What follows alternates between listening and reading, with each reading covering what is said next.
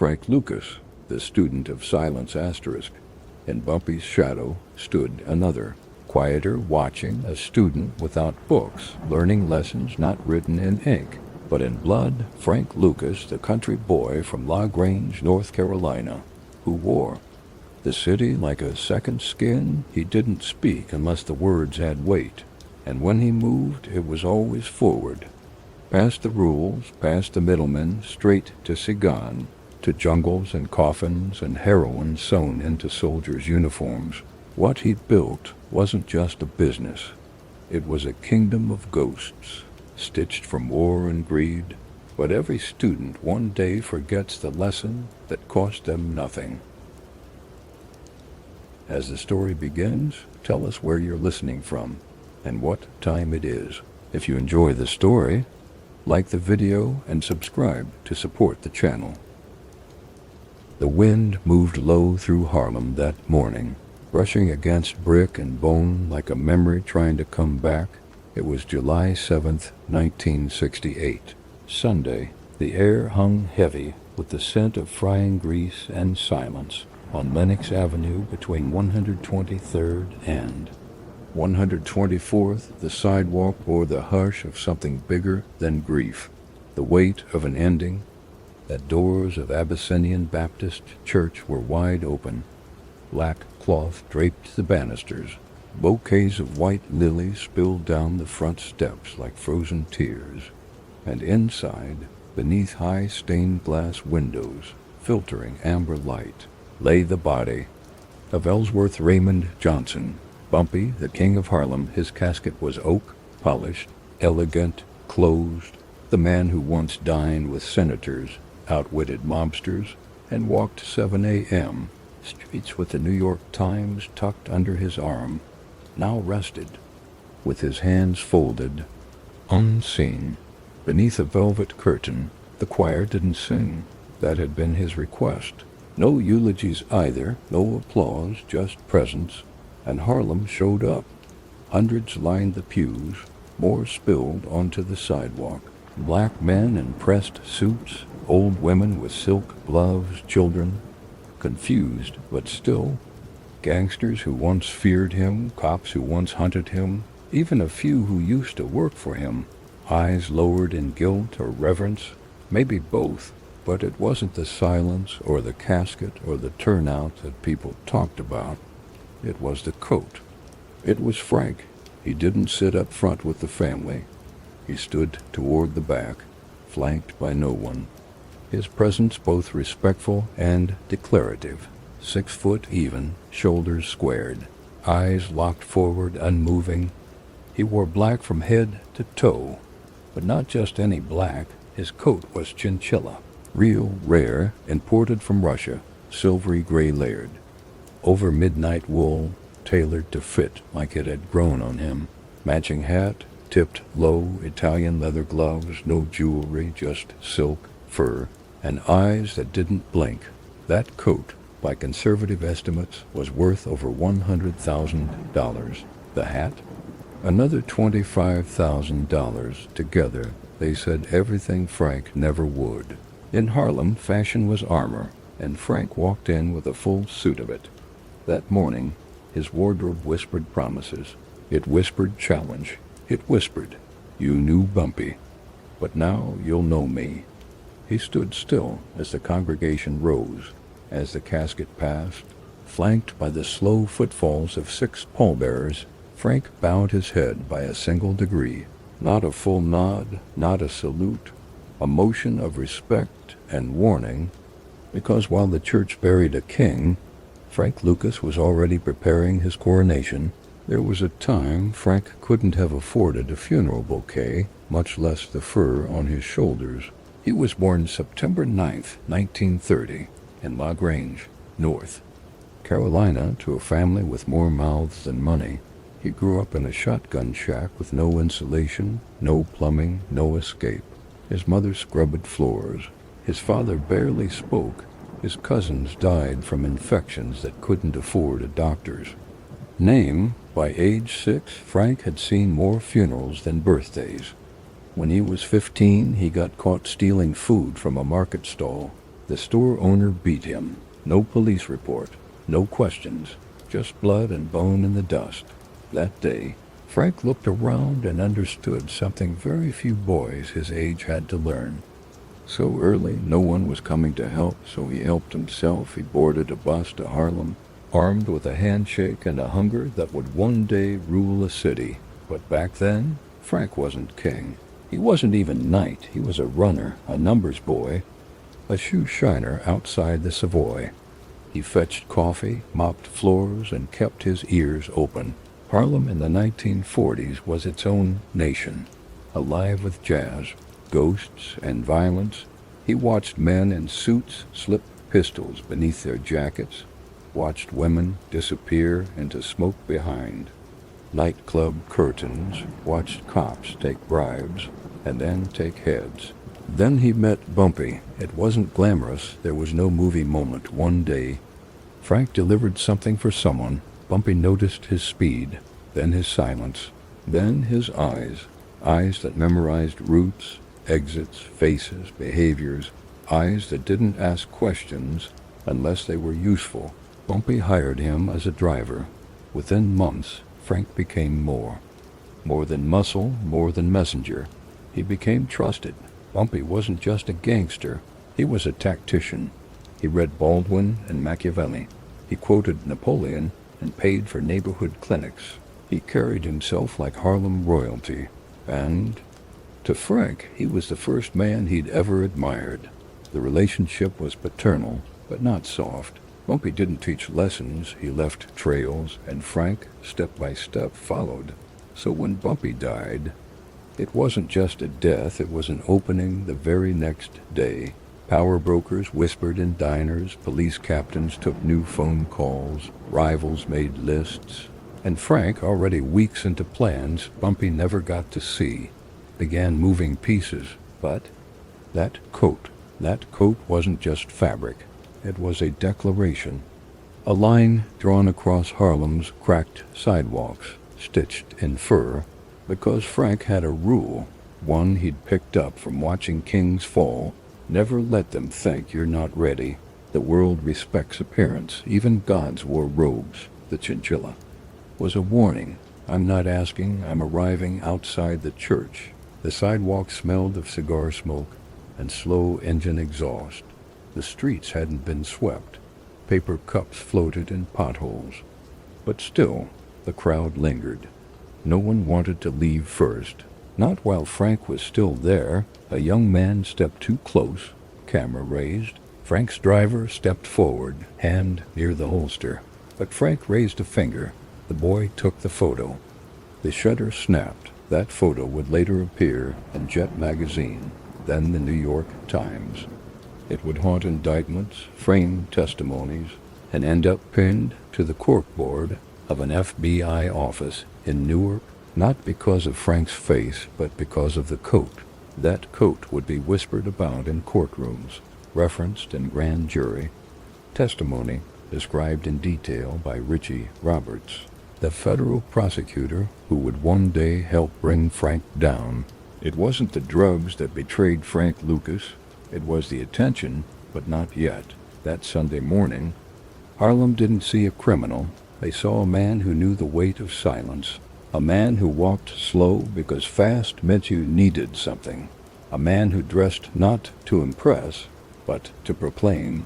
The funeral ended with a final hymn, soft, wordless, like a prayer swallowed before it reached the sky. As the casket was lowered into the earth, Frank stood a few paces back, his shoes in the dust, the fur brushing against the knees of his slacks. He didn't weep. He didn't speak. He simply turned and walked one step at a time down the hill into a Harlem that no longer belonged to Bumpy. And the moment the coat moved, Harlem understood. Something had shifted.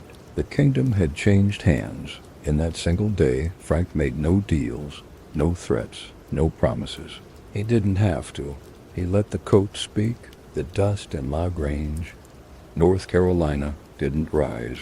It settled in the corners of porches, in the folds of dresses, behind the teeth of children who learned early not to ask for more than what the day was willing to give. September 9th, 1930.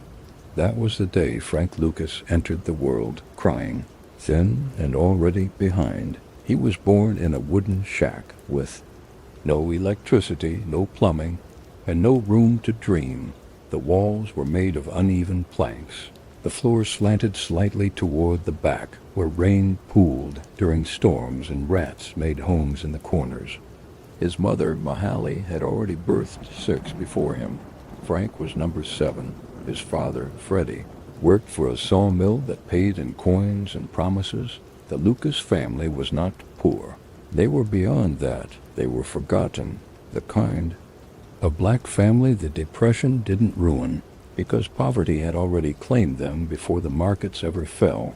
In La Grange, skin was a sentence, and being born with dark skin and no land meant you lived by the rhythm of the harvest and the silence of those who controlled it. Frank's earliest memories were of heat that clung to the skin, to the inside of the throat, to the metal. Handles on the water pump outside the house. When the sun rose, the fields called. By age 6, Frank was old enough to carry a sack of cotton across his back and learn the word worthless without it ever being said out loud. His first understanding of injustice came not from a classroom, but from watching his mother wait 2 hours for a white store owner to weigh a basket of eggs. When she asked about the price being short, the man said, "You don't like it, don't. Come back." She nodded, thanked him, left. Frank remembered staring at her hands that night. They didn't shake. They just folded over her lap. She was used to it. The boy that would one day wear chinchilla and control millions first wore shoes with holes at the toes and pants patched so many times the fabric no longer matched its original color. Food was a matter of rotation, not choice. Cornbread, pinto beans, canned peaches when things were good, salt pork when they weren't. If someone got sick, they stayed sick. When his younger cousin caught an infection in his foot from a splintered floorboard, it turned green in 2 weeks. The town doctor wouldn't come out. Said it wasn't worth the trip. Said they couldn't pay anyway. The boy died on a Wednesday. Frank stood in the doorway, watching his aunt fold the sheets. He didn't cry. He just filed it away. Another reminder. No one is coming at night. He'd lie flat on the hard bed and watch the ceiling shift in the moonlight, listening to his mother hum, listening to wind comb through the trees. He'd hear his older brothers whisper about jobs they didn't want and girls they couldn't marry. He heard the sounds of men settling into nothingness, and he hated it. One night, after his father had gone to bed, drunk and angry, Frank asked his mother why they stayed. She looked at him for a long moment. Then she said something he'd never forget. "Because no one leaves, baby, not unless they have somewhere to go." Frank didn't have a place, but he had an idea. 1945. The war had ended. Soldiers returned to find their jobs taken and their respect rationed. Frank was 15, tall for his age, sharp eyes, strong shoulders. He'd already worked half a decade in the fields, could kill a pig with one strike, and had never once been inside a restaurant. One Saturday morning, after a night of arguing between his parents and a morning of silence that sat too long at the breakfast table, Frank took $450 from under the floorboard, money he'd earned loading lumber behind the mill, packed a canvas sack with 2 shirts, a pair of socks, and a folded photograph of his mother when she was young. Then he walked 2 miles to the station and bought a one-way ticket to Harlem. The ride north smelled of coal and sweat and questions no one wanted to answer.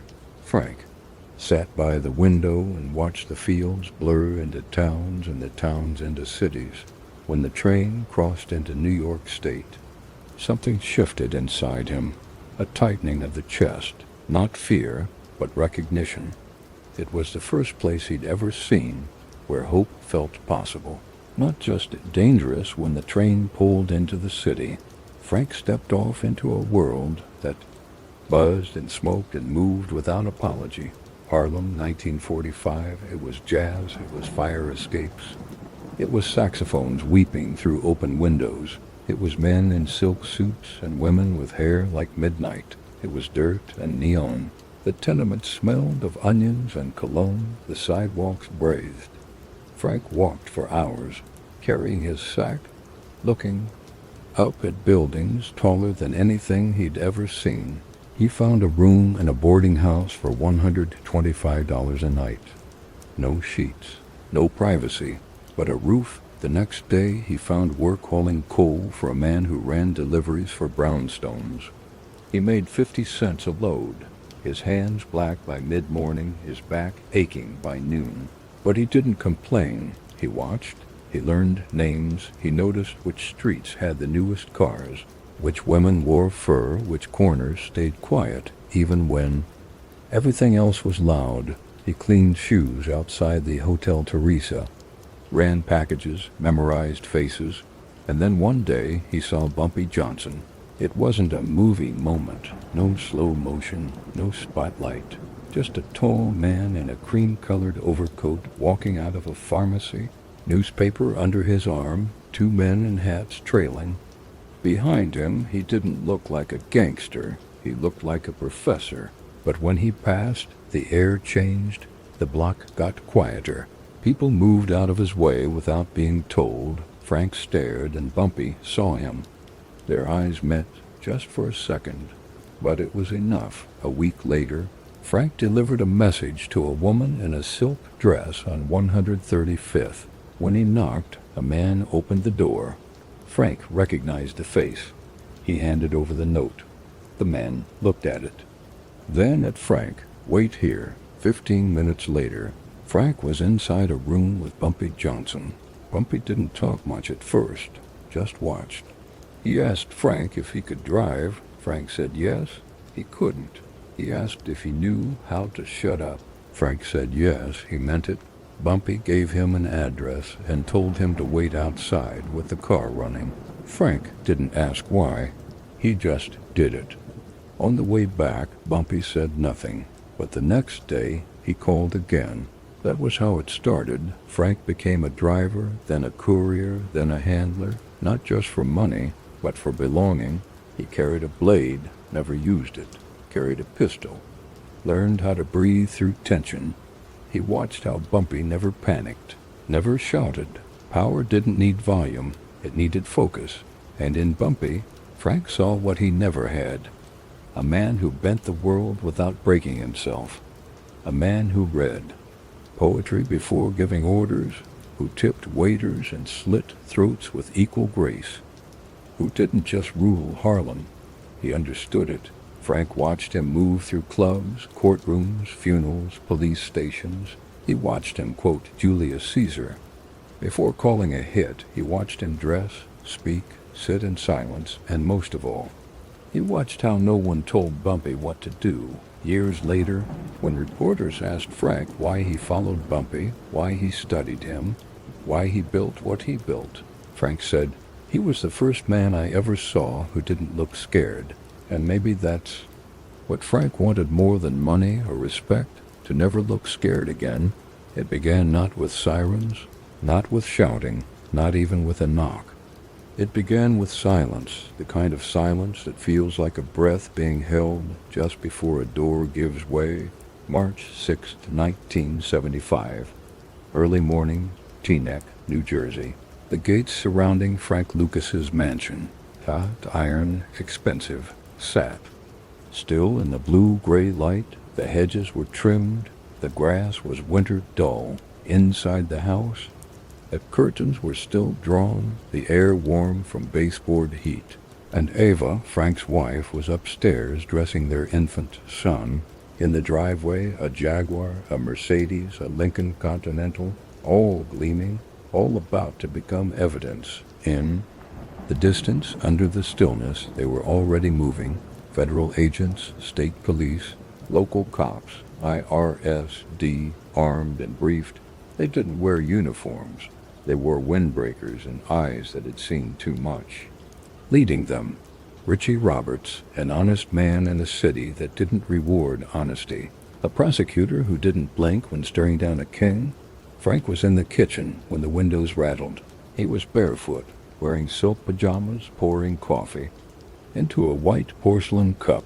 There was no time to think. The front door exploded inward, splinters flying, men flooding in, shouting commands. He reached for the drawer near the fridge. Instinct. But they were faster.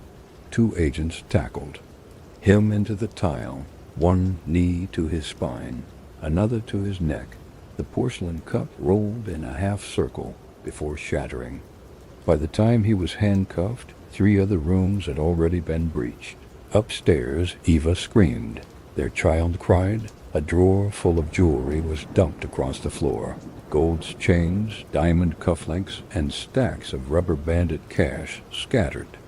Like debris from a fallen empire, they found $584,000 in the master bedroom closet. Inside a shoebox, they found uncut heroin in the basement, stamped with the brand name Blue Magic. They found a hidden compartment behind the study bookshelf with bank slips, offshore account info, ledger sheets, and coded notes. They also found a list written in Frank's own hand with initials and dollar amounts. That was the one that mattered. Hours later, he was booked at the Hudson County Jail. The press was waiting. The image was iconic. Frank Lucas, chin up, lips tight, walking past cameras in a long, dark coat. Cuffed but not crumbling. No expression. Not yet. Just calculation. A man doing math in his mind. Who would run? Who would flip? What would be left? But inside, the walls were already closing in. Because Frank wasn't being brought in alone over the following days, 13 homes and apartments connected to his empire were raided.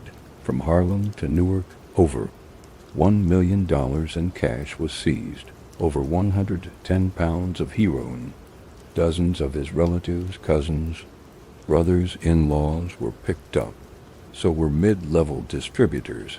So were warehouse guards and money runners. One by one, the branches of his tree were cut down in daylight. The feds didn't just want his drugs, they wanted his network, they wanted his protection system, they wanted his silence to break. And in a room with no windows, under flickering fluorescent light, Richie Roberts made his offer. For years, Frank Lucas had prided himself on independence, on cutting out the middlemen, on beating the mafia at its own game. He built his heroin pipeline by flying directly to Bangkok. He stuffed product into military coffins coming home from Vietnam, a detail that would horrify the country once it was leaked to the press.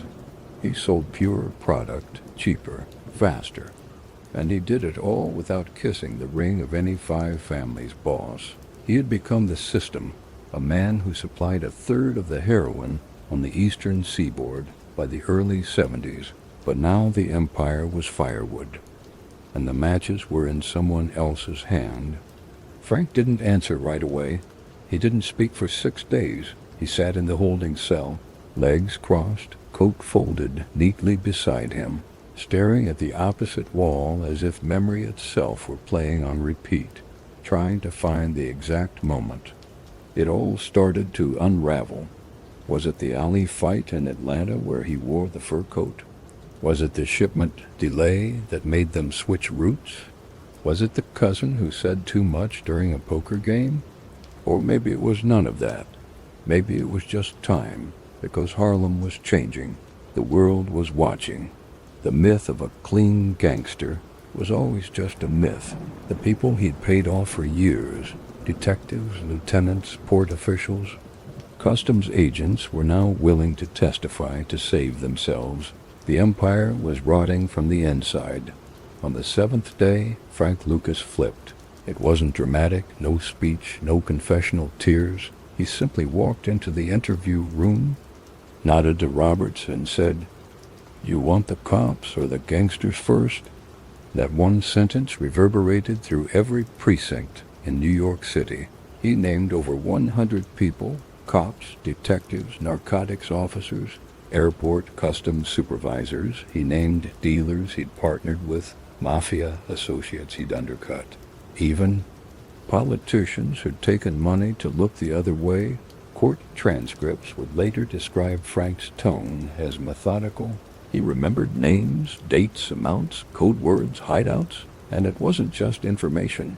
He testified in court, in front of cameras, in front of jurors who'd once read about him in headlines that called him untouchable. Frank Lucas became the government's star witness in multiple trials that brought down entire divisions of the NYPD, but the cost was irreversible. The streets that once whispered his name in awe now did it with a curl of disgust. Rat, snitch, traitor. The same men who once waited hours to pitch him business now crossed the street at the sight of anyone who bore his last name. In the underworld, loyalty isn't a virtue, it's currency, and Frank had spent all of his in 1976. He was sentenced to 70 years in prison, but after cooperating, that sentence was reduced to 5 years. He entered witness protection shortly after. In some circles, that was seen as a masterstroke of strategy. In others, it was an unforgivable breach of code. But Frank didn't believe in codes. He believed in survival. Years later, when asked if he regretted flipping, he didn't flinch. He said, "I gave them crooked cops, not saints. If I gotta burn, they gotta burn too." But beneath that bravado, something had fractured. Because Frank didn't just lose his empire, he lost the myth of who he was. The newspapers stopped calling him Harlem's genius kingpin. They called him a broken hustler in witness protection. The man who once made $1 million a week was now an address in a file cabinet, a ghost with no empire left to haunt. In a later interview, Richie Roberts would say, "He was brilliant, but brilliance doesn't buy you eternity. Not in this business, not when you forget that the ladder goes both ways." Frank Lucas didn't die that day in March 1975, but something in him did, something wrapped in silk, stitched with pride, and tied to the myth that a man could beat a system by standing alone. Because in the end, no one stands alone. Not forever. It didn't come with a warning, not one Frank Lucas recognized. It came instead with a slow unraveling of small things. A delay in Bangkok, a miscount in Jersey, a runner who didn't check in when he always did. It came in whispers, at the edges of rooms, glances too brief or too careful, people looking over shoulders when they used to look him in the eye. And on the 6th of March, 1975, it came as a sound, low, hollow, distant at first, then closer. Boots on asphalt, dogs barking in the back, radios crackling just outside the hedges of his Teaneck estate. Frank was in the kitchen, barefoot on cold tile, a silk robe hanging open at the chest. The sun hadn't risen fully, but the house was already humming.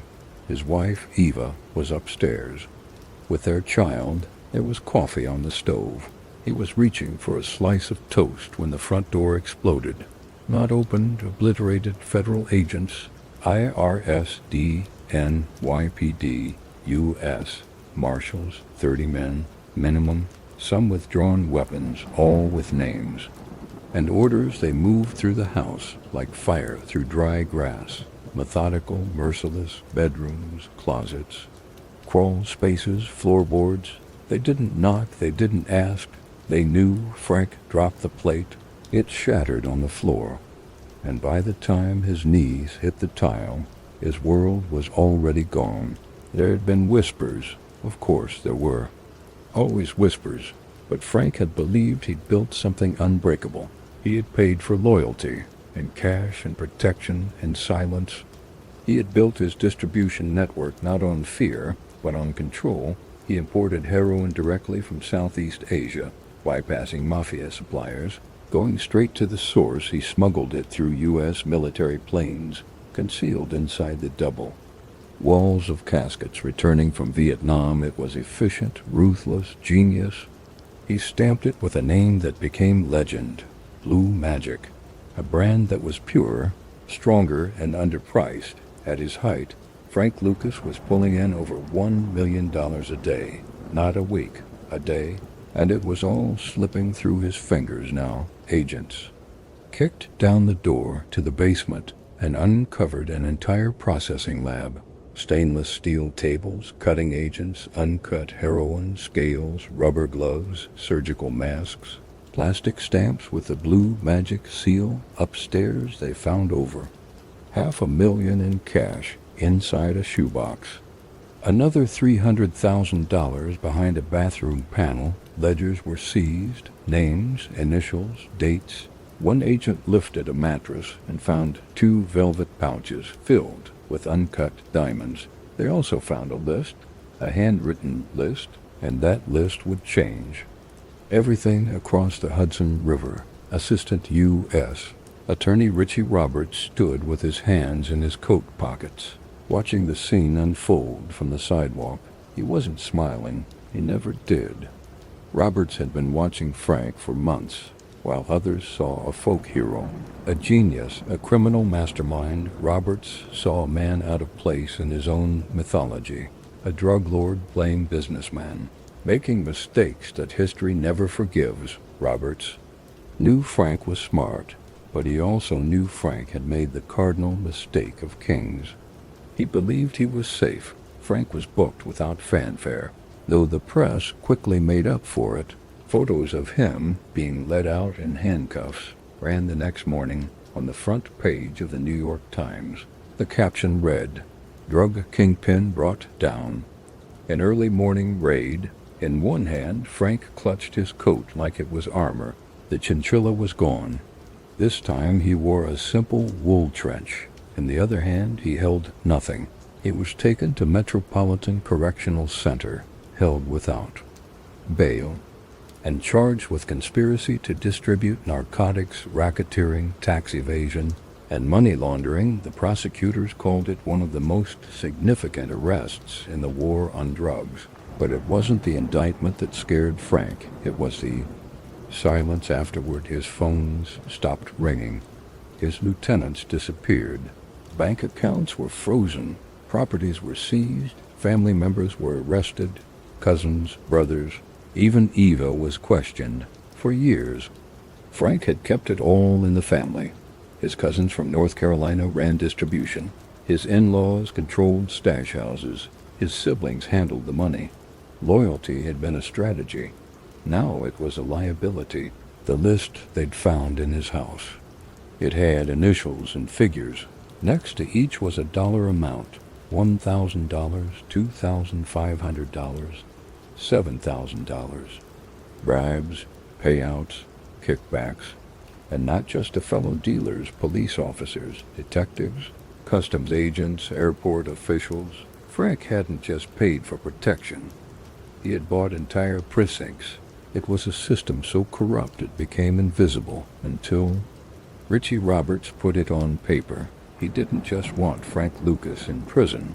He wanted everyone for 6 days. Frank said nothing. Not to his lawyers, not to the guards, not to the men watching from the observation windows.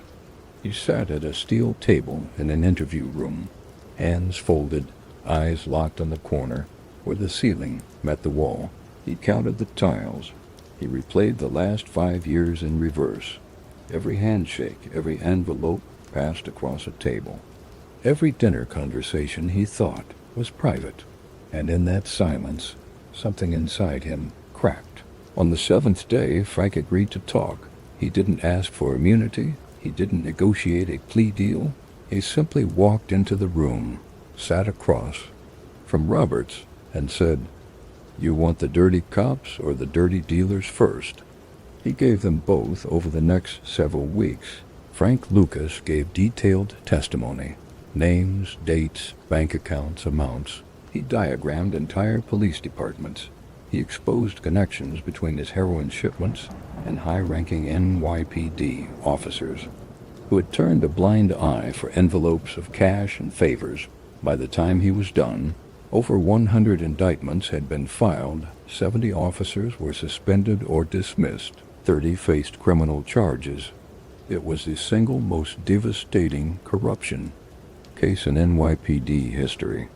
And at the center of it was a man who once sold dope by the kilo with a smile and a silk handkerchief. Frank Lucas became the government's star witness. His cooperation reduced his sentence from 70 years to 5. He entered the federal witness protection program in 1981. A man who once lived like royalty now lived under an assumed name. In an unnamed city, working unknown jobs, he was, for the first time in his life, invisible. But Harlem remembered, and Harlem does not forgive. The same corners where people once whispered, "Frank's the one," now hissed another word, "rat," to the underworld. Betrayal wasn't about who you gave up. It was that you gave anyone up at all. Frank didn't just betray the streets. He betrayed the code, and for that his legend cracked in half. The myth of the self-made kingpin had collapsed under the weight of courtroom transcripts and security footage. The man who once wore fur at ringside was now just a name in the footnotes of federal documents. Frank tried to justify it. Years later, in interviews, he said, "I gave them crooked cops. They were robbing the same people I was." But that logic doesn't echo in alleyways. It doesn't land on prison phones. It doesn't speak to those who were raised in silence, who knew that once you talk, you can never stop paying. The last time Frank Lucas saw New York from behind a microphone, it wasn't to make a deal. It was to recount the wreckage. And maybe, somewhere beneath the surface, he understood it, that power borrowed is never power owned, that a kingdom made. And shadows can't stand in daylight, and that when the empire falls, you don't just lose your money. You lose your name. The streets remembered him. Not always by name, not loudly, but in murmurs, in the way a corner grew quiet when someone in a fur coat passed by, in the way men whispered before shaking hands, in the way Harlem held its breath. When the past walked by dressed in regret, Frank Lucas was no longer king. He was a man with a limp and a name too heavy to carry. After the courtroom lights faded, after the indictments were printed, after the prosecutors moved on and the headlines turned stale, Frank disappeared. He entered witness protection in the early 1980s. No cameras, no gold chains, no cigars, just a new name, a new address, a rented car, a small apartment, a wife who no longer trusted the silence between his words. He worked small jobs under aliases, sometimes moving furniture, sometimes clerking under the table. He was recognized once at a gas station in Maryland. A man stared too long. Frank didn't say a word. He just nodded. The man walked away. No one chased him after that, but no one forgot either. In 1984, less than 10 years after his first release, Frank was arrested again. Attempted drug deal, small time, sloppy, unnecessary. Some said it was greed, others said it was habit. But the truth was simpler, sadder. Frank didn't know how to be nobody. He served 7 more years, this time with no cooperation, no bargaining chip, no headlines. The man who once made $1 million a day was now a statistic. Another aging ex-con in an orange jumpsuit, quietly counting backwards from 70 when he was released in the early 90s. The world had changed. Harlem had changed. The corners he used to control were now fragments of war zones. Young dealers who didn't know his name, or worse, didn't care. The rules he lived by, discretion, structure, loyalty, were buried under crack vials and automatic weapons. The suits were cheaper. The murders were Messier. The empire he once ran with surgical precision had been replaced by chaos dressed as hunger, and Frank? He became a ghost in the daylight, moving slow, walking with a cane, eyes still sharp, but full of something colder than age. Disappointment. He lived in a modest house in New Jersey, helped raise his youngest children, and took calls from journalists who wanted one thing, the story. Most of the time he said no. But once, in 2007, at the age of 77, he sat for a long interview. He wore a tan overcoat and spoke carefully. His hands, once thick with jewelry, now rested quietly on a glass of water. No watch, no rings, just skin and memory. The interviewer asked what it was all for. The cars, the fur, the drugs, the empire. Frank blinked, swallowed. "I just wanted to be somebody," he said. Then he looked away, as if even that truth was too sharp to face directly. It was never about heroin. Not really. It was about belonging. About rising above what the world said a poor black boy from La Grange could ever become. It was about the silence he grew up in, the empty refrigerator, the dirty well water, the sound of his mother humming because there was nothing else to fill the room. Frank had wanted a seat at the table, and when none was offered, he built his own, carved from pain, glued with vice, finished in blood. But no table lasts forever, and no throne survives without its crown. In Harlem, no statue bears his name, no mural, no memorial. Only stories told in barbershops, whispered over stoops, traded like ghost currency by men too young to remember and too proud to admit they'd heard. They say he once bought a new Cadillac every Friday. They say he never repeated a lie. They say his eyes could weigh a man's soul. They say he betrayed his own, but mostly they just say, "That was Frank," and the sentence ends there, because some legacies are better left unfinished. When he died on May 30th, 2019, at the age of 88, it was quiet. No fanfare, no press conference, just a small obituary, a line in a newspaper. A name folded back into the silence. The city didn't weep, because the city had long moved on, and Frank, long before that, had already begun fading from its memory, not erased, just absorbed, like everything else Harlem swallowed and left behind. The documentary closes not with a gunshot or a crown, but with silence, the silence of poisoned streets. The silence of brothers buried without names, the silence of wealth that was never clean, the silence of a man who built a kingdom only to find himself standing in its ruins, crown in hand, nowhere left to sit. Harlem didn't need another king. It needed peace, but Frank Lucas never learned how to give that. He only knew how to take. Bumpy Johnson, the king who played with pawns, in the heart of Harlem, long before crack split the blocks and glass filled the gutters, there was a man who played chess in the open air like it was war. They called him Bumpy, not for how he walked, but for how the world had treated him. Raised on words and razor blades, he learned that respect in Harlem came only to those who knew how to bleed and how to read. He dressed like a poet, fought like a soldier, and ruled like a man who knew his time was limited, because power, he understood, was never permanent. It was borrowed from the street, and it came with interest. Alcatraz, 1954, the cold came in through the walls. Not a sharp cold, not the kind that slapped, but the kind that settled in, lived in the bones, and reminded every man there just how far they were from warmth. Most paced back and forth like rats in steel boxes wearing grooves into the floor, but not Ellsworth Raymond Johnson. Not Bumpy. Bumpy didn't pace. He sat, back straight, eyes still, hands resting on a hardbound book with a broken spine. That morning, it was Shakespeare, Julius Caesar, Act 3, Scene I. He mouthed the words silently. The evil that men do lives after them. The good is oft interred with their bones.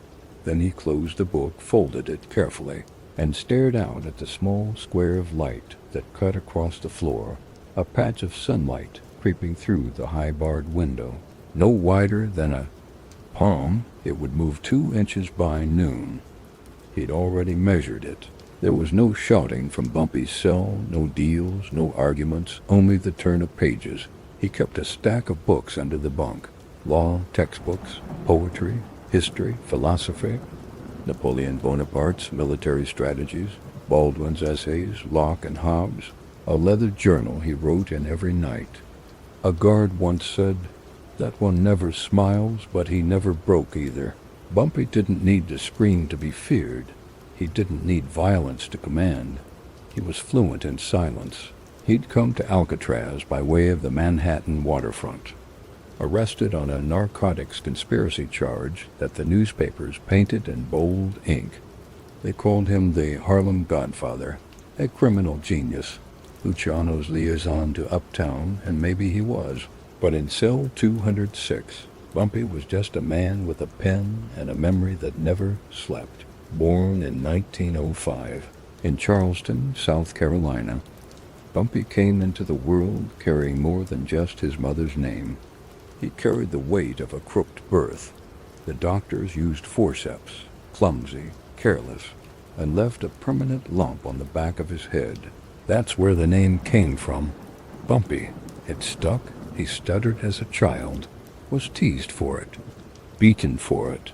But what the world didn't see was that behind the stutter was a mind working faster than most men's mouths. A mind that observed, recorded, analyzed. By 12, he was quoting poetry. By 15, he was reading criminal codes. By 20, he was in Harlem, where intellect alone wasn't enough to survive, but where it could be weaponized. He learned the street the way a surgeon learns anatomy, one cut at a time. Numbers rackets, protection schemes, gambling, enforcement. He fought when needed, negotiated when possible, and watched always by the 1930s. He was Dutch Schultz's problem and Lucky Luciano's solution. Where other gangsters ruled through volume, Bumpy ruled through precision. In Harlem, you could set your watch by his routine. He read the New York Times with coffee at Lenox Lounge every morning. No matter the weather, no matter the threats, he tipped generously, spoke minimally, corrected grammar mid-sentence if you slipped. He was not a man you joked with, but he was a man who, if he gave you his word, meant it. And now in Alcatraz all of that power was gone. The suits were gone, the chauffeured Cadillac, the corner men who stood like shadows, silent and loyal. What was left was a bed, a sink, a toilet, and the sound of steel gates clanging shut at night. But Bumpy still had his books, and he still had time. He made himself a schedule: breakfast, reading, exercise, push-ups, between the wall and bunk. Slow, controlled, reading, writing, lunch, more reading, and at night, silence. Other inmates cracked. Some wailed, others postured, built kingdoms out of cigarettes and illusions. But Bumpy built something else. He built order. He became a man of routine, of ritual, of internal discipline. A guard once said, "I've never seen a prisoner with fewer outbursts, fewer questions, fewer complaints. He acts like he's here by choice." And in some ways he was, because Bumpy understood one thing most men don't.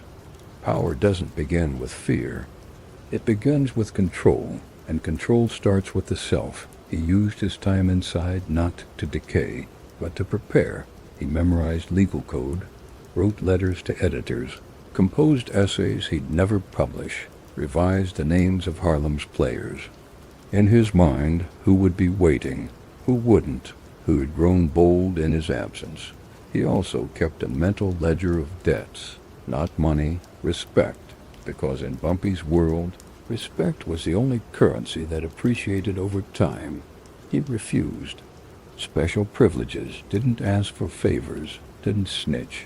In a world full of cracks, he remained unbroken granite. It was his code, and like most codes written in blood, it didn't bend. Back in Harlem, rumors floated like jazz through smoke. Some said Bumpy had gone mad. Others said he was getting out soon and had names. Some feared him, some doubted, some tried to replace him, but none could match him. Because Bumpy Johnson wasn't just a gangster, he was a thinker in a world that feared thought. He was an enforcer who read Plato, a criminal who could recite Shakespeare, a leader who understood that muscle decays. But reputation lives in the pauses between words. When Bumpy finally stepped out of Alcatraz, he did so quietly, no press, no celebration. He returned to Harlem in a gray suit, polished shoes, and eyes that had watched too many clocks tick in the dark. The men who met him didn't know what to expect. A broken man? A reformed one? What they got was something colder, sharper, more deliberate. He walked back into Harlem like a shadow returning to its wall, and Harlem, fractured, bleeding, unsure of its future, felt order click back into place. That was the power of Bumpy Johnson. Not noise, not spectacle, but presence, and what he'd learned in that cage was nothing but paper, silence, and the echo of iron gates would shape the final chapter of his rule. Because Bumpy didn't just survive prison, he studied in it, and when he came back he ruled with both hands, one with the book, the other with the blade. The boy came into the world with a fight in his skull. Ellsworth Raymond Johnson, born October 31st, 1905, Charleston, South Carolina, arrived with a wound that would never leave him. The doctors used forceps during delivery, too hard, too fast, a slip of metal, a mistake that left a permanent lump rising on the back of his head like a small, unseen fist. That lump would become his name, Bumpy. It started as a taunt. He wore it like armor. Charleston was no place for a smart, stuttering black child in the Jim Crow South. He tripped over words before he could tie his shoes. The other boys laughed, so did the men, until he learned to make the silence work for him, until he learned that stillness was its own form of violence. He was small, but quick, thin, but stubborn. He learned to fight by watching dogs scrap in the alley behind his home, learned to duck, to wait, to strike where it counted. And always he listened. He heard the shape of things others ignored, the sharpness in a quiet man's voice, the pause before a lie, the edge hidden in praise. His mother called him stubborn. His father called him brilliant. The streets called him dangerous before he was 12 at 15. After getting caught stealing candy from a corner store, he was shipped north to Harlem to live with an older sister and start fresh. What they didn't know was this: Bumpy wasn't trying to escape trouble, he was following it. Harlem in the 1920s and 1930s wasn't just a place, it was a temperature. Warm, chaotic, electric. Jazz spilled from the bars onto Lenox Avenue. Painters smoked in stairwells. Gospel rose from the churches like steam. Sugar Hill danced at midnight and fought by dawn. And underneath it all, behind the horns and poetry, the gears of the underworld turned. Numbers rackets, bootlegging, brothels, politics paid for in envelopes, police bought like bread. And into that world walked Bumpy Johnson, eyes sharp, speech slow, fists ready. He didn't rise by charm, he wasn't smooth, wasn't loud. He rose because he saw the board. In Harlem, every block was a square. Every cop a pawn, every hustler, bishop or knight, moving with angles, always diagonal, never direct. And Bumpy, he learned to play like a grandmaster. At first, he ran errands, delivered numbers slips for the Queenie gang, carried messages for the gamblers in the back rooms of the Lafayette, listened more than he talked, watched who nodded to who smiled with teeth, who moved money on Sundays. Then he started writing his own numbers, then protecting his own territory. And then, one day, a man leaned too close to a girl at a card game. Bumpy didn't speak. He just reached under the table, pulled a knife, and made sure the man would never touch without permission again. Word spread. A stuttering boy with a blade and a book in his coat pocket. That was the first myth. There would be more. By 1933, Harlem was bleeding under pressure. Dutch Schultz, the white bootlegger from the Bronx, had moved in like a disease, loud, violent, disrespectful. He bribed the cops, burned down numbers, spots, and threatened the women who ran them. He didn't care about Harlem's codes. He wanted control, and for a while he had it, until Bumpy started pushing back. Not with bullets, not at first, with strategy. He formed quiet alliances, gathered the best numbers runners under one banner, paid off Schultz's enforcers to switch sides, waited, watched, picked his moment, then he wrote a letter. The letter was to Lucky Luciano. Luciano had just taken power from Joe the Boss. Masseria was building what would become the Commission, the five-family structure that would define the American Mafia. He was smarter than Schultz, less noisy, more pragmatic. Bumpy's letter didn't beg, it didn't threaten, it offered a deal. Let Harlem be run by Harlem. Let Luciano take a cut. Let Schultz be cut out, quietly, cleanly, with dignity preserved. It was dangerous, reckless, even, but Luciano listened. He knew Schultz was a liability. He'd already been planning to remove him. Bumpy simply gave him the perfect reason. In 1935, Dutch Schultz was shot to death in a Newark restaurant bathroom. His empire died with him, and in the vacuum, Bumpy moved not with celebration, but with precision. He became the buffer between the mob and Black Harlem, a translator, a negotiator, a man who could sit with killers in Midtown and activists in Sugar Hill and speak both languages fluently. People called him the Godfather of Harlem, and sometimes the executioner. Both were true. He protected what needed protecting, extorted what could be extorted, funded schools, bailed out preachers, and buried men who forgot their place. He read Baldwin and Machiavelli, kept a chessboard in his apartment, carried a pocket-sized Hamlet in his coat. One enforcer once said, Bumpy didn't just beat you. He beat you 5 moves before you knew you were playing. He wore tailored suits, never loud, dined at Wells' restaurant 3 times a week, tipped waiters and corrected grammar in the same breath. He hated loud music, hated show-offs, hated waste, and yet his empire bled Harlem too, because while he protected the community, he also taxed it, skimmed from every bet, profited from pain, stitched his name into every alley, sometimes with money, sometimes with blood, and the people. They knew, but they also knew what came without him, because under Bumpy there was structure, rules, consequences. Without him, chaos. He kept a small journal every morning. After coffee, he wrote the date and one sentence.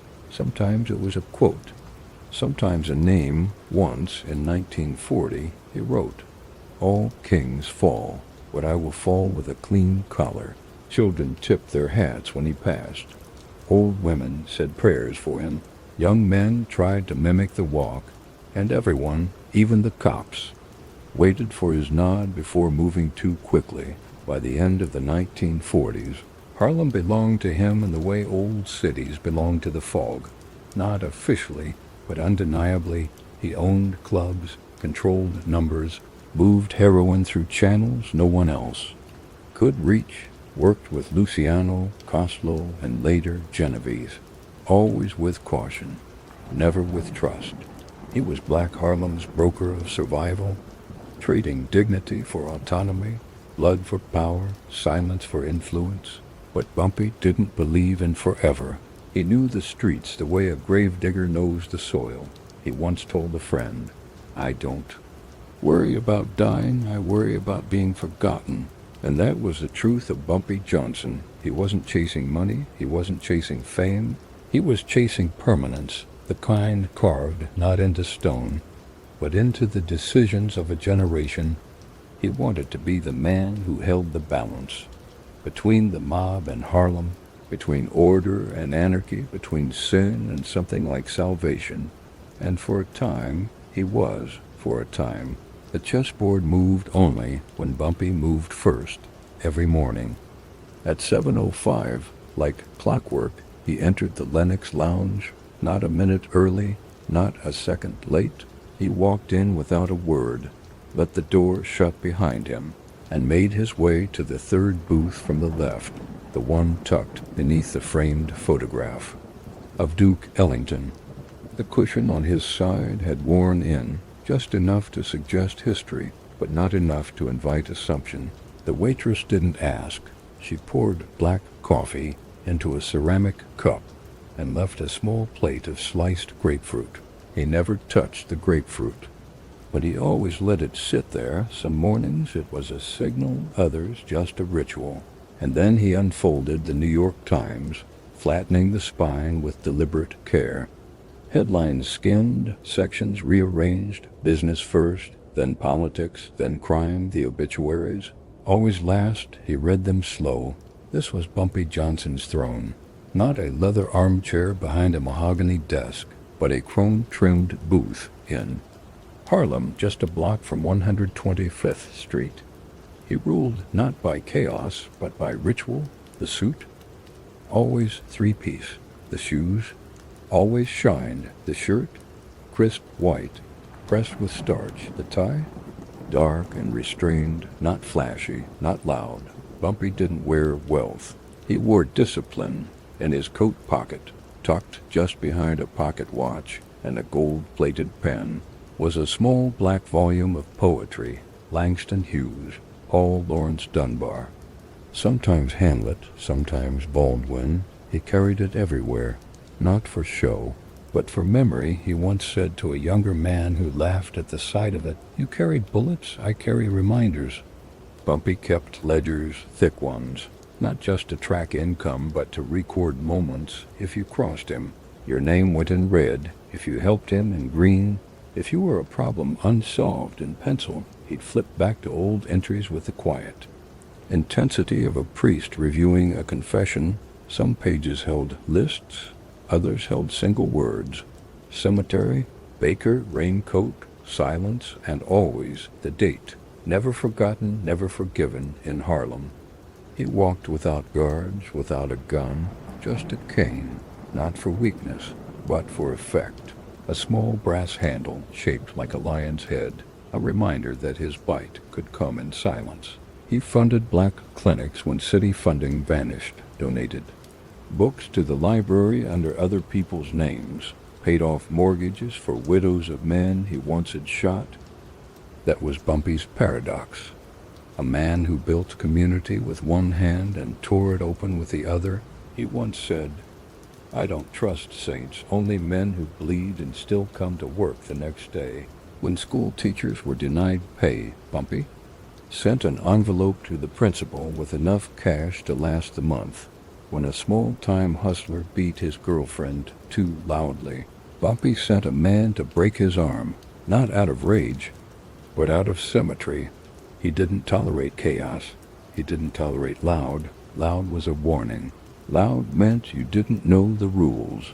In the summer of 1958, Bumpy was seen walking into a downtown restaurant with two men in suits. The place was mob-owned, dark wood walls, brass fixtures, white tablecloths, old money. One of the waiters made a snide remark, something quiet, something racial, something meant to land softly and sting forever. The table went silent. Bumpy looked at the man, then stood, walked to the back, where a mid-level Genovese associate sat eating veal. He didn't speak. He didn't flinch. He slapped the man across the face. Once. Open palm, precise, sharp, loud enough that every fork stopped mid-air. Then he left. No one followed. No one retaliated, because that kind of power doesn't need to shout. It doesn't ask permission. It just is. Bumpy's strength wasn't in his reach, though that was vast. It was in how carefully he moved, how deliberate each word was. He read court transcripts for fun, memorized statutes. He could quote the Napoleonic Code and the Federal RICO Act. He knew where he stood in a room and where you stood in it, too. To his lieutenants, he was a father figure with a fuse made of glass. Loyalty wasn't suggested, it was expected. He once paid to bury a man's mother after the man had failed. Him, when asked why, Bumpy said, his mother didn't lie. He did. Don't confuse the two. And yet, beneath it all, there was a sadness. Not weakness, not regret, but a sadness that clung to him the way dusk clings to stone. Some said it was a constant watching, the fear that someone somewhere was sharpening a knife behind a smile. Others said it was the burden of legacy, of knowing Harlem would always remember him, but never quite love him. He didn't need to be loved, but he understood what was lost in the pursuit of power. Once, late in life, when asked if he'd do it all again, Bumpy paused. He sipped his coffee, folded his paper, then said, I'd walk slower, but I'd still walk the same street. He lived in two Harlems, one built of jazz, pride, and purpose, the other of vice, betrayal, and quiet murder, and he walked both with a perfect step. To the young, he was myth; to the old, a necessary evil; to the mob, a man who couldn't be moved without consequence.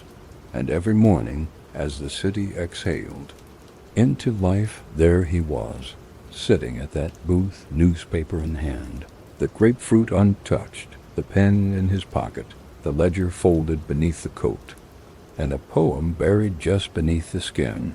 It was a Thursday, July 1968. The air was too still.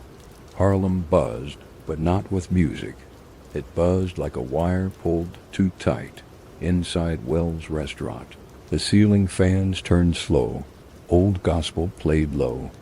On the radio in the kitchen, a pan of catfish hissed in the fryer, and at the far end of the dining room, in the booth beneath the clock with no hands, Bumpy Johnson sat alone.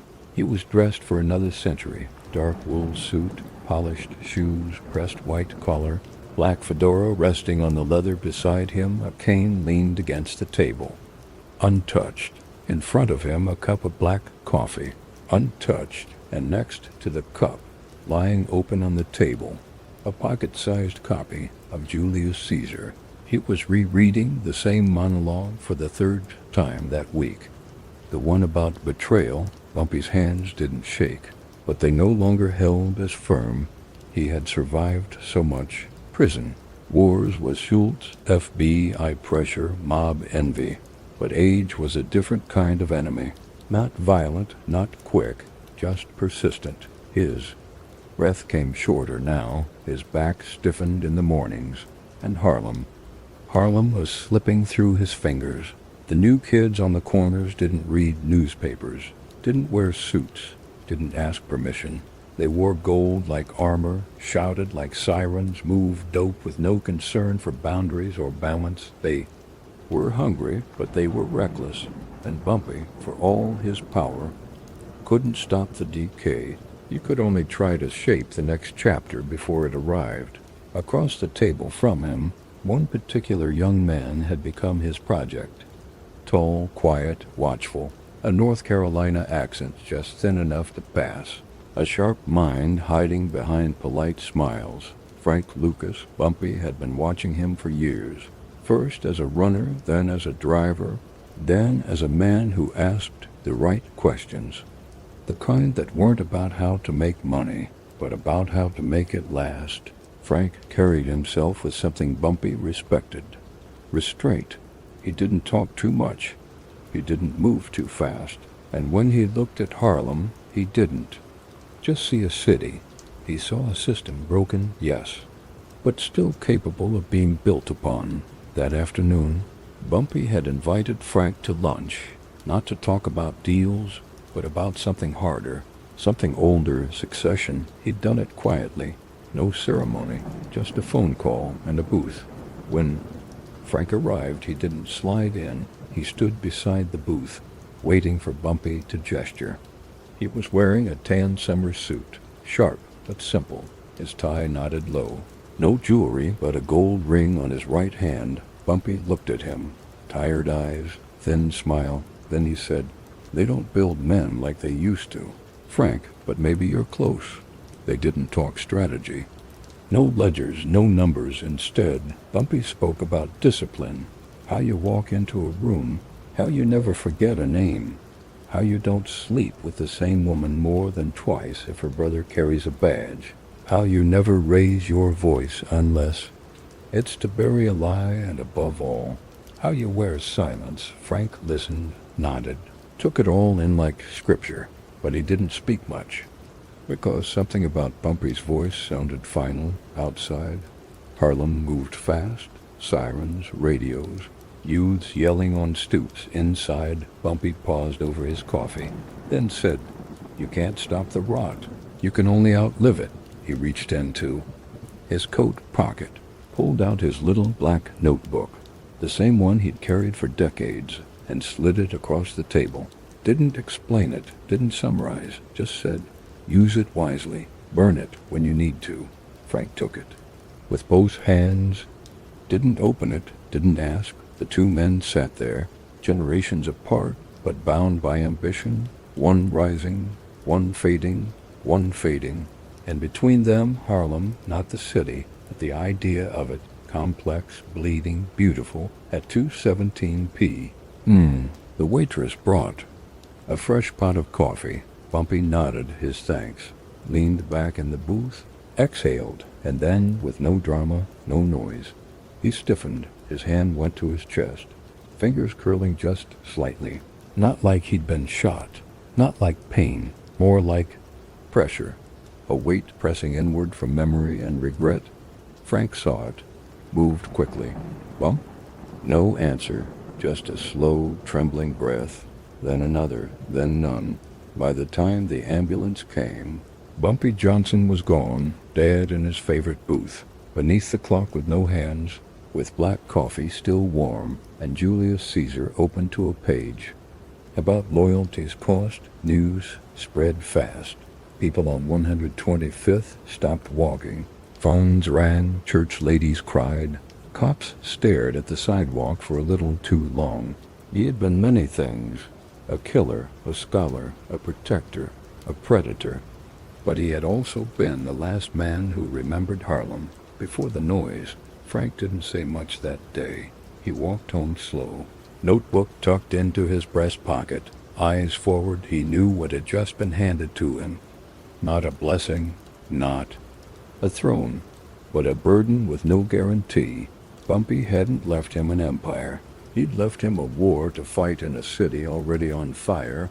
That was the final lesson. Power fades, streets forget, but if you're lucky or cursed, you leave one student who remembers the silence between your words. The tombstone stands at the far edge of Woodlawn Cemetery in the Bronx, a quiet corner, shaded by old elms, not grand, not hidden, just still.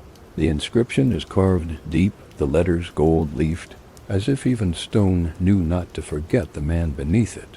Ellsworth Raymond Johnson, 1905 to 1968. Beloved husband, father, friend. It doesn't mention Harlem, it doesn't mention the mob, it doesn't mention the bodies or the books, but Harlem remembers not in monuments, not in official proclamations or city plaques, but in quieter places, in the barbershop stories, in the corners where old men sip coffee and speak low, in the way his name is said, still, with a strange mix of reverence and warning. Bumpy. They say it the way you say thunder's name after the sky has already cleared, not because you're afraid, but because you remember what came with it. He left no memoir, no recorded confession, no retirement interview. He left impression. Not in history books, but in shadow. Walk through Harlem today and his fingerprints still linger. Not in blood, but in memory. The mural on 134th, the one that always fades and always returns, the back booth at Wells' restaurant that no one sits. In too long, the stoop where someone's grandfather once saw him shake a judge's hand and not bow his head. You won't find his name in the city's official story, but Harlem still speaks it. It speaks it when the corner boy in a pressed collar stops mid-sentence. At the mention of Bumpy, it speaks it when barbers lower their voice to say, he wasn't no angel, but he wasn't no devil either. Time soft him. or maybe time just blurred the edges. Because with death comes revision, and Bumpy's was no different. In the years that followed his passing, the myth grew, not falsely, not dishonestly, just larger than life. The first echo came in the streets, in the stories told by those who knew him and those who only heard of him. He became Harlem's chessboard king, a man of silence and rhythm, of scripture and scars. They say he could quote Shakespeare while loading a pistol. Say he once slapped a mafioso in front of a mayor and still walked out untouched. Say he gave away thousands to a church and ordered a hit from the back pew. All might be true, none have been proven, but memory doesn't need evidence. It just needs belief. Then came the music, rap music. Bumpy's name flowed through verses like holy oil, a symbol of black power, black intellect, black control in a world that rarely allowed it. MCS dropped his name alongside kings and killers, not to glamorize but to claim, to remind people that before the flash, before the fame, there was precision, there was order, there was Bumpy. In the 1990s, the myth became cinema. Denzel Washington stepped into his shoes in American Gangster, not as a lead, but as a legend. He appeared in the first few scenes, sharp as a knife in a gray suit, commanding the frame with a glance. He died in that film early, but even in death, he was a fire behind the fire, the ghost behind Frank Lucas, the teacher behind the king. Later, Forrest Whitaker would give him an entire series. A younger generation saw him for the first time, and some mistook it for fiction. But Harlem knew better. Harlem always knew better. Bumpy was the last of the dignified dons. He ruled not just with guns and muscle, but with rules he made, rules. He enforced rules he sometimes broke, but always with calculation. He was not a saint, but he understood balance. He understood that Harlem could not be ruled with fear alone. He knew that a suit could do what a switchblade couldn't, that a nod at the right moment was worth more than a gun on the table. He knew the value of silence, and he wore it like cologne. There are no official statues of him, but in Harlem, myths live longer than monuments. His name is scratched into bar stools, etched into stories passed from father to son, remembered in the way certain blocks still hum with respect. An old man sweeping his stoop might pause when he hears it. A woman closing her shop gate might nod and say he made things run right for a time. Even the NYPD, in their secret files, carried a quiet respect for him. He never folded, never flipped, never wept in court. They knew the difference between a thug and a tactician, and Bumpy was no thug. His enemies feared him. His friends feared disappointing him more. That's power, not the kind that burns, the kind that lingers even after the fire's gone. To some, he was a criminal, to others a folk hero, but to Harlem, he was a keeper of balance, a man who carried the weight of two worlds, the world that made him and the world he tried to remake. He never asked to be remembered, but still he is. In the barber shop on 145th, beneath a fading calendar from 1966, an old man leans back in his chair and tells the same story he's told for 20 years. He never smiled much, but he saw everything. In the diner on Malcolm the 10th Boulevard, a waitress refills a black coffee and says to no one in particular. He used to sit right there, didn't say much, but when he left, people sat straighter, and on his grave, the gold letters never fade. They glint in the afternoon sun like teeth. Not angry, not mourning, just present. Harlem still calls him Bumpy, rarely Ellsworth, never Mr. Johnson, because that name, Bumpy, meant more than a man. It meant memory made flesh. It meant order in a world that didn't want it. It meant elegance sharpened into warning. In a city of noise, he was silence. In a world of flash, he was stillness. In a game of greed, he played for legacy. And so we end here not with a gunshot, not with a siren, not with a trial, but with a name spoken softly by those who remember. Ellsworth Raymond Johnson, 1905 to 1968. No statue, no parade, just a booth at Wells, a book of poems in Harlem, still speaking his name like thunder after the storm. Al Capone, the smile that swallowed a city asterisk, and in Chicago, far from Harlem's smoke and the heat of Harlem's songs, there was a boy from Brooklyn with scars behind his smile. Alphonse Capone, born into noise, raised on fear, he found in Prohibition not a law to fear, but a door to kick open. Beer turned to blood. Speakeasies became temples, and his name, Capone, became a verb. A myth, a mirror held up to America's appetite for kings, but the smile that ruled Chicago would one day rot from the inside, and the boy who once dreamed of empires would die in a mansion full of empty rooms. He always wore the hat tilted forward, pulled low, a fedora, gray or tan, felt brim just wide enough to cast a shadow over his eyes, because Al Capone never let you see everything at once. That was the trick, that was the power. Smile just enough, speak only what the room could handle, and make sure your suit cost more than the rent of every man standing in front of you. By 1925, at just 26 years old, Capone had taken the city of Chicago, not by storm, but by design, and what he built wasn't a gang, it was a machine. Prohibition had handed him the blueprint. No legal alcohol. Fine, then he'd own the illegal kind, from the barrels to the bottles to the boys who poured it. Speakeasies, breweries, truck routes, warehouse fronts. Every bottle that touched a table came through his web, and every hand that tried to reach into it came back cut. But booze was only the beginning.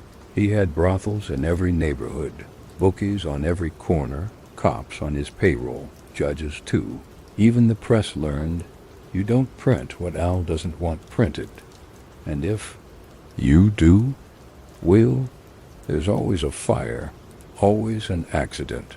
Always an open elevator shaft where yesterday there was a hallway. The city became a coin in his pocket. He flipped it in broad daylight, laughing as it spun. They called him Scarface behind his back, a nickname he hated.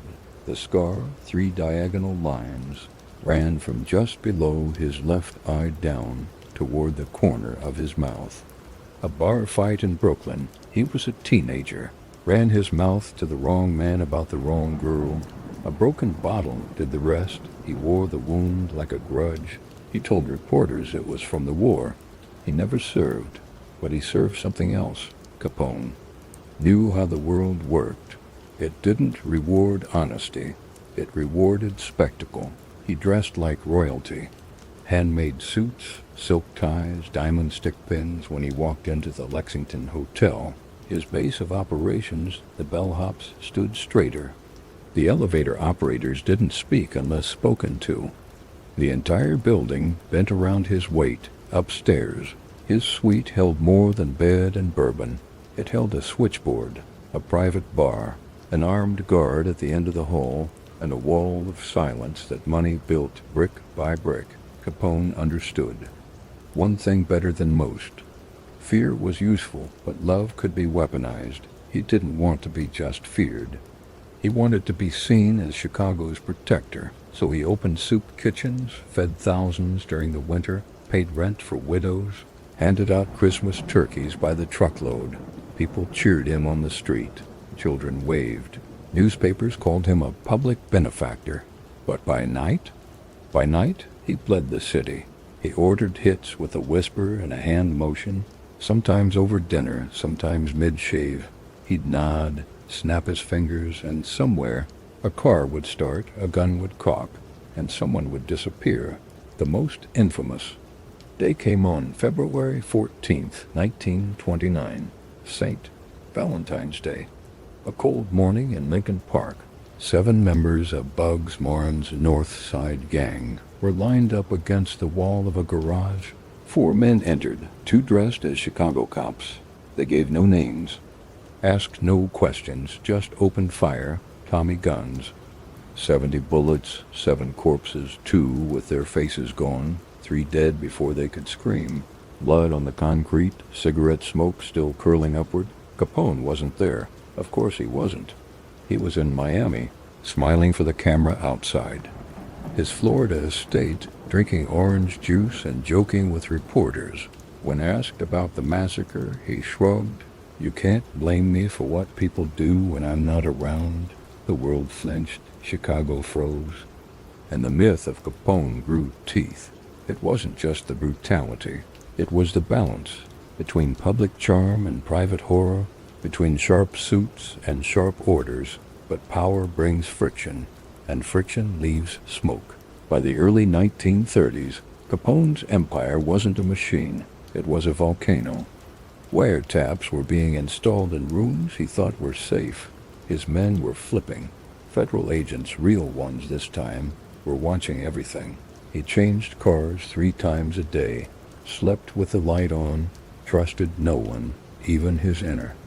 Circle grew tighter, smaller, colder. He had enemies everywhere. Not just moron survivors, but Washington. President Herbert Hoover personally ordered his prosecution. Not for murder, not for racketeering, but for tax evasion, because in the end, it wasn't the blood that got him. It was the books. Capone's paranoia loomed like rot. He installed armed guards in his suite, checked the phone lines hourly, held meetings in the open so he could watch every hand. He stopped eating meals made by strangers. Only his brother, Ralph, was allowed to pour his drinks. There's a story from 1931. Capone was at the Lexington, rain tapping at the window. He sat alone, lights low, fedora beside him, watching the door. His attorney walked in.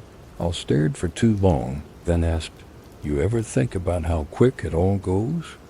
The attorney didn't answer. He didn't need to. By October 1931, Capone was on trial. The feds brought ledgers, tax documents, witnesses. Capone brought charisma. It wasn't enough. He was sentenced to 11 years in federal prison. When he was led out of the courtroom, he smiled. Still the suit, still the shine on his shoes.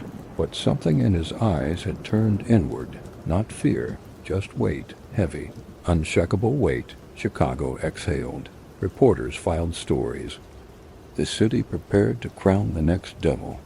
But no one ever truly replaced him, because no one played the role like Capone did.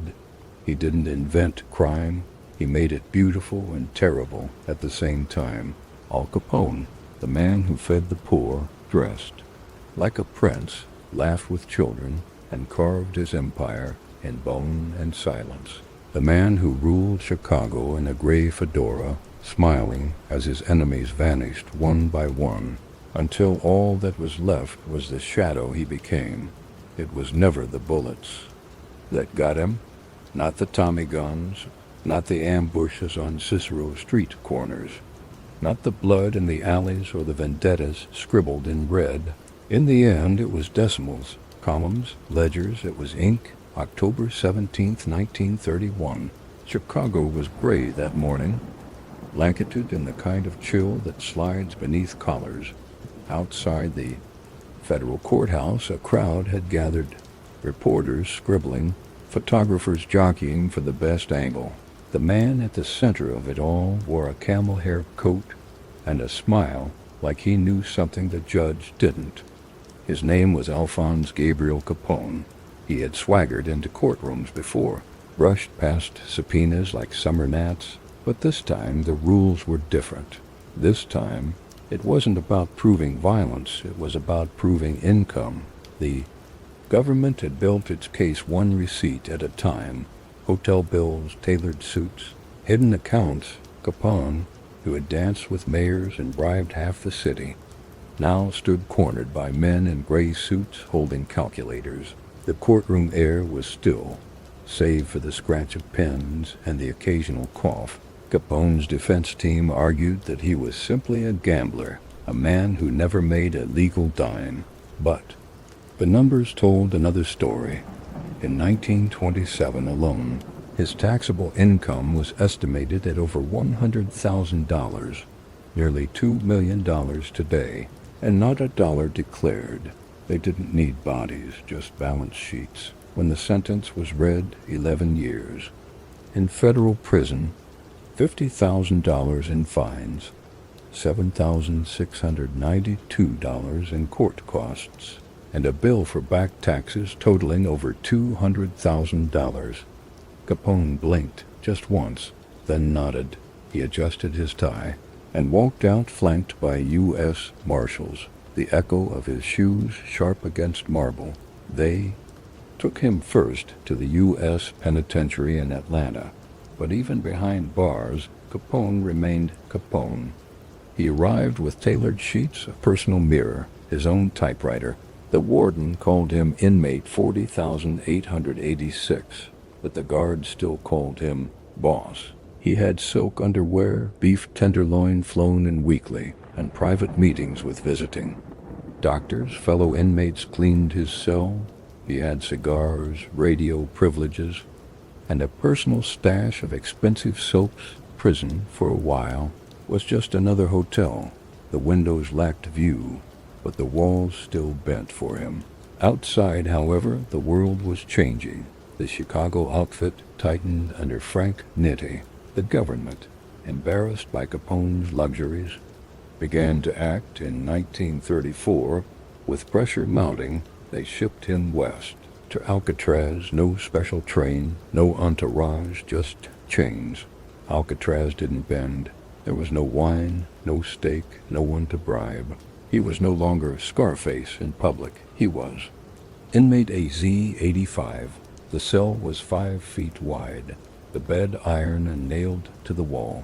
The sea howled through cracks in the cement, and the wind stank of salt and bird rot. The guards barely spoke. The warden, James A. Johnston, was immune to flattery. Capone worked laundry duty, scrubbed floors, ate cold beans on tin trays. He played banjo in the prison band. On Sundays, he mopped the chapel. But the worst was silence. Isolation is different. When you once ruled an empire, Capone's mind, already corroded by years of untreated syphilis, began to betray him. He became paranoid, heard whispers in the pipes, believed there were enemies under the floor. He scratched words into his mattress and counted the bricks in his cell over and over again, as if some hidden number could unlock the bars. By 1938, he was no longer a man feared, but a man forgotten. When his wife May visited, she found a ghost in her husband's suit. His skin was waxy, his eyes vague. He struggled to write coherent letters. One reads simply, "The grass grows fast, the sea wants to leave." Other inmates called him the wop with the banjo. They mocked his slurred words, his vacant stares. Capone began talking to himself for hours, pacing, mumbling about taxman and God and his mother's spaghetti.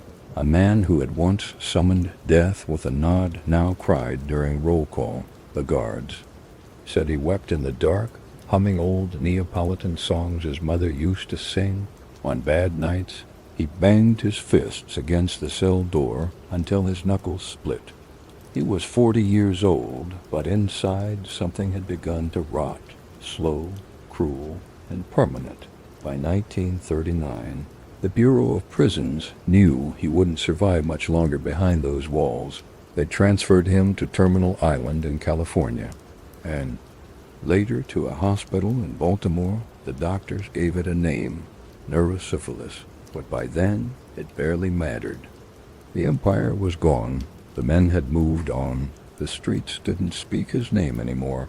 All that remained was his shell, and his banjo. He played it daily, even when no one listened. Same 3 songs, same worn fingers. Some nights, the guards said he would sit in the corner of his hospital room, clutching the banjo like a child might a stuffed toy, eyes glassy and unfocused. When asked what he was thinking, he'd mutter in fragments about Chicago, about the men, about money that didn't matter anymore. Words like soup kitchen, bootleg, and Valentine's tumbled from his mouth in no clear order. His family visited less and less. May came out of duty, not love. Their son, Sonny, tried to understand, but his father was a stranger now, bloated, broken, drifting somewhere. Far behind his own eyes, the FBI no longer tracked him. The newspapers stopped writing. The world he once ruled had long since boarded up the windows and swept his name off the sidewalk. In 1940, when he was released from prison after serving just over 7 years, he wasn't celebrated. He was hidden. He returned to Palm Island, Florida. The mansion still standing, but only in form. The shutters hung crooked. The fountain was dry, the air thick with the smell of stagnant water and mildew. Capone moved from room to room in silence, a man who had once spoken with judges and murderers. Now reduced to muttering to potted plants, he couldn't follow conversations, couldn't write a full sentence, but he could still shuffle a deck of cards. Even if he forgot the rules, he played solitaire most afternoons on the veranda beneath a yellowing awning while iguanas watched from the hedges. The nurses said he'd sometimes talk to ghosts, not with fear, with familiarity, as if the ghosts were guests. "Tell Jimmy I got his number," he once mumbled, grinning at an empty chair. Another time. They never found the warehouse.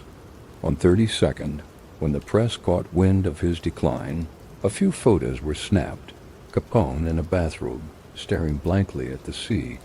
Gone were the custom suits, the cigars, the defiance. What stared back through the lens was a man half melted by time and disease. A prisoner not of iron bars, but of decay. He was only 48, and yet he looked like a relic. One carved too quickly. Weathered too soon, the skin hung from his face like damp linen. His hands trembled when he lifted a glass. Sometimes he'd forget what year it was. Other times he thought he was still in Alcatraz. He died on January 25th, 1947, a stroke first, then in pneumonia. He had been sick for so long that when the end came, it felt like punctuation, not a surprise, just a closing line. They buried him in Mount Carmel Cemetery in Hillside, Illinois. A small ceremony, no gangland tributes, no fanfare. The headstone read simply, Alphonse Capone, 1899 to 1947, my Jesus mercy. But the city remembered, not kindly, not fondly, but it remembered. To some, he was a monster in silk gloves, a man who turned bootlegging into blood sport. To others, he was a devil with a wallet, the man who opened soup kitchens when the banks wouldn't, who gave Christmas turkeys to families left hungry by the Depression. But even among his enemies, there was awe, not for who he became, but for how he ruled. He made the world kneel without needing a crown.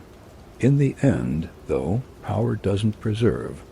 Money doesn't protect the brain from rot. He didn't die in a hail of bullets. He died scratching gibberish onto paper napkins, afraid of sunlight, afraid of silence. The jail they built for him wasn't made of concrete. It was built of paper. Tax forms, receipts, a ledger no one thought would matter, but it did. And in that ledger, they didn't just find fraud, they found the fall, because even kings forget to file sometimes. And sometimes, the most dangerous thing a man can do is underestimate ink. The sun bled gently over the calm waters of Biscayne Bay, painting the stucco. Walls of the Palm Island mansion in soft amber.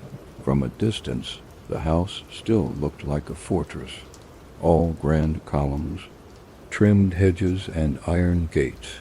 But up close, it felt like something trying to remember its purpose. The garden fountain no longer flowed. Paint peeled in the corners of the windows. The piano in the drawing room hadn't been tuned in years, Alphonse. Gabriel Capone walked those halls like a ghost tethered to a former life. It was 1939 when he came home. not to Chicago, not to the street corners or speakeasies he once ruled, but to Florida. The Palm Island estate had been purchased years earlier at the height of his empire. A 14-room mansion with white arches and sweeping views of the bay.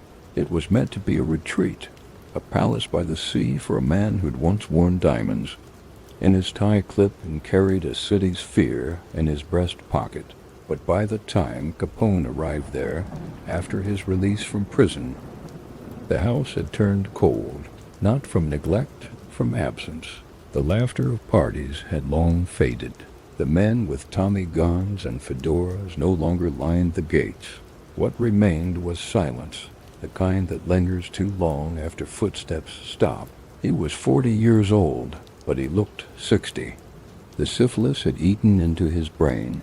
His eyes drifted out of focus mid-sentence. His words came in jumbles, half-memories, broken phrases.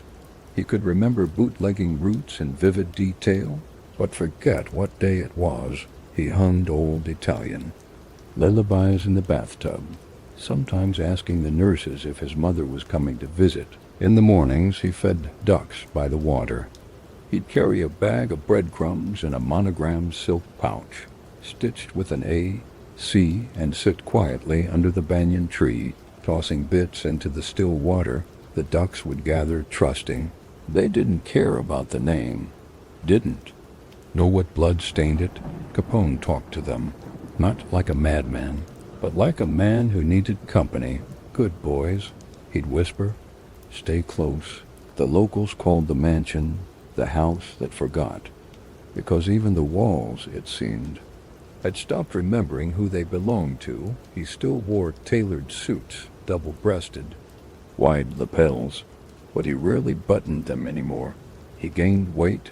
He lost track of time. Sometimes he'd shuffle a deck of cards and play alone, tapping out nonsensical rhythms on the table. Other times he'd put on a record and dance. Slowly, with no one, the chandelier overhead swayed slightly with each step, as if it too remembered when the room was full. May, his wife, stayed out of loyalty, maybe out of fear. She kept the house running. She supervised the nurses, wrote letters, and shielded him from the outside world. Their son, Sonny, visited when he could, but Al wasn't a father anymore. He was a fading photograph, a name whose legend grew stronger the more the man behind it disappeared. The newspapers called him retired. They said the kingpin had stepped back. They didn't know the truth, or perhaps they preferred the myth. The truth was that the mind which once orchestrated million-dollar bootlegging routes and bribed entire police districts could now barely tie its own shoes. His doctors tried mercury, then malaria therapy. Nothing reversed it. His condition worsened by the season. He began waking in the middle of the night, claiming there were men in the house. They're coming, he'd whisper, drenched in sweat. But guards would find him in the hall with a baseball bat, eyes wild, breath heaving. There were no men, no rivals, just echoes. He'd stand in front of the grand mirror in the foyer, staring at his reflection for minutes. Sometimes he'd nod, other times he'd frown, as if he was looking at someone else entirely. A stranger in a familiar shell, the Palm Island mansion became his waiting room, not for judgment, for erasure, because Al Capone wasn't dying. He was unraveling, and outside the gates, the world moved on. The Chicago outfit replaced him. Other names rose: Nitti, Accardo, Giacana. Younger men with sharper suits and colder hearts. The old code faded, violence grew less theatrical, more surgical. But Capone's name still lingered in barbershop whispers and courtroom footnotes. He had become a cautionary tale, not of excess but of fragility, a reminder that the crown rests heavy, and even heavier when worn too young. Some days, Capone would pace the gardens and tell the maids he was planning a dinner party. He'd dictate guest lists. Johnny Torrio, who should come too, maybe even Diane. They'd smile politely. None of those men would ever walk through his door again. In his final months, he grew quieter, less rage, more stillness. He'd sit in the sun, fingers tracing the rim of a glass he never drank from, humming old Chicago tunes. His voice was cracked, thin, but not entirely gone. Occasionally, a familiar lyric would surface, a bar of jazz, a snatch of opera from an old nightclub floor. He still loved music, but he could no longer name the songs. The nurses said he started forgetting his own. Alphonse, Scarface, even Capone. One day he simply pointed to a photo of himself on the mantel and asked, "Who's that guy?" He wasn't joking. On January 21st, 1947, he suffered a stroke. He was bedridden after that. Quiet, distant, his breathing shallow. Pneumonia followed. 4 days later, it took what was left of him. He died in his own bed, under white sheets, in the house that once echoed with the laughter of gangsters and the clink of forbidden liquor. He was 48 years old. His funeral was not a parade. It was a private affair, modest, shielded. A priest said a few words. May wept quietly. Sonny stood with his hands in his pockets, head bowed. The man who had once terrorized Chicago, who had built an empire out of barrels and blood, was lowered into the ground with more caution than ceremony. He was buried in Mount Carmel Cemetery beside his father and brother. The headstone read, Alphonse Gabriel Capone, 1899 to 1947. My Jesus mercy. It said nothing of power, nothing of fear, nothing of the Chicago outfit. And yet his name still lingers in the corners of American folklore like smoke in a locked room. Capone remains one of the most recognized gangsters in history, not because of what he built, but because of how loudly it all collapsed. Because behind the myth of machine guns and cigars was a man who ended his days whispering to ducks and forgetting his own name. The mansion still stands on Palm Island. The halls are quiet now, but sometimes, when the Florida wind blows through the citrus trees and ripples the water just right, the locals swear they can hear a voice humming from inside the walls, off-key, distant, but unmistakably there. Not a king, not a gangster, just a man trying to remember who he used to be. It begins not with a gunshot, not with a siren, not even with a name. It begins with silence, the kind that settles after a storm has passed, leaving behind only debris and the memory of thunder. In Harlem, a chessboard sits abandoned on a table at the back of a shuttered barbershop. Dust coats the pieces mid-game. The Black Queen lies tipped, toppled, but untouched. Outside, the awning still bears the name Ellsworth Johnson in faded paint, a name once spoken with both reverence and warning. In Chicago, the wind blows off Lake Michigan with a sharpness that slices memory. The old warehouses along Clark Street are gone, replaced by steel and glass. But beneath the sidewalks and the bones of the city, echoes remain of boot heels clicking across wet pavement, of whispered deals in alley shadows, of a time when the word Capone didn't just mean power. It meant gravity, and in Florida, sun-drenched, salt-washed. A mansion still stands behind rusted gates on Palm Island. Empty now, the paint is fresh, the lawn trimmed, but no one walks its halls. And yet, if you look closely, a chair by the water still bears the faint imprint of a man who sat alone and fed ducks, a king reduced to silence. 3 cities, 3 thrones, 3 ghosts, and 1 smile, frozen in photographs, engraved in lore, and replicated in 1,000 films. That smile never faded. Capone, even now, exists somewhere between myth and man. His name is sewn into the American psyche like a thread that won't snap. He has been played by De Niro and Gazzara, animated in comic books, parodied in cartoons, lionized in novels. His face, the round cheeks, the hat tilted just so, the eyes half-lidded like he, knows something you don't. still appears on t-shirts, coffee mugs, tourist keychains in downtown Chicago. But those eyes once wept, and that smile, that infamous cocky grin, once cracked under the weight of illness and isolation.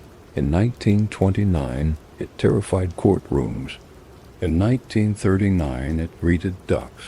He was not the only king, but he was the one America never forgot, because Capone wasn't just a man. He was a contradiction. He gave soup to the poor and bullets to his rivals. He bribed mayors and knelt beside priests. He wore silk suits and carried scars beneath them. He wasn't the beginning of organized crime, but he was the moment it became spectacle. Violence had existed before. Capone gave it a brand. Reporters called him the face of the underworld. But what they really meant was, he looked the part. He was theatrical, calculated, almost cinematic. He understood the power of presence. A camera couldn't catch him off guard because there was no guard to lower. Only the mask he wore so well. The smile he knew America would remember longer than the bodies or the blood. That was his genius. Not bullets, not booze, myth-making. He became an icon by turning crime into pageantry, and pageantry into permanence. But time doesn't care about symbols. Time strips everything. In the end, Capone was not felled by a rifle or a bullet. He was undone by bacteria, by a spiral-shaped invader that chewed through his nerves and memory until there was nothing left but repetition and decay. That is the part they don't put in the movies. That is the truth beneath the smile. Because for all the fame, for all the noise, for all the years he gripped the throat of a city, he died forgotten by most, pitied by few, and understood by none. And that, perhaps, is the final cruelty, because kings do not weep, but men do. He was not alone in this fate. Frank Lucas would sit decades later in a Harlem townhouse, watching reruns of his own interviews, trying to make sense of who he had become. Whitey Bulger would die beaten and blind in a West Virginia prison cell, his name scratched off a list no one claimed to have written. Nicky Barnes, Lucky Luciano, Carlo Gambino, Bumpy Johnson, all of them for a time wore invisible crowns, but none of them wore them forever. History is not written in marble.